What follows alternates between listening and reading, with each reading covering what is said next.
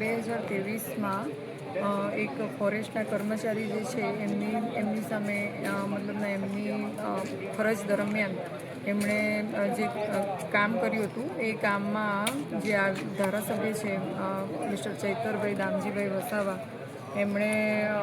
એમણે દખલગીરી કરી હતી અને એનું જે મેટર છે એ અહીંયા નામદાર એવી હીરપરા સાહેબ કે જેઓ એડિશનલ ડિસ્ટ્રિક્ટ એન્ડ સેશન જજ સાહેબ છે તેઓની કોર્ટમાં પ્રથમ જે ટ્રાયલ છે એ ડીજીપી શ્રી જીતેન્દ્રસિંહ જે ગોહિલ અને ત્યારબાદ અડધું ટ્રાયલ પછી એપીપી આપણે અન્ય સ્પેશિયલ પીપી જે છે અમિત નાયર તેઓએ આ મેટર ચલાવી છે અને આ મેટરમાં તમામને 7 વર્ષની કેદની સજા અને 25,000 રૂપિયાનો દંડ કર્યો છે. ટોટલ 9 આરોપી છે અને એમાં 5 જે આરોપી છે એ જેન્ટ્સ પુરુષ આરોપી છે અને 4 આરોપી સ્ત્રી આરોપી છે.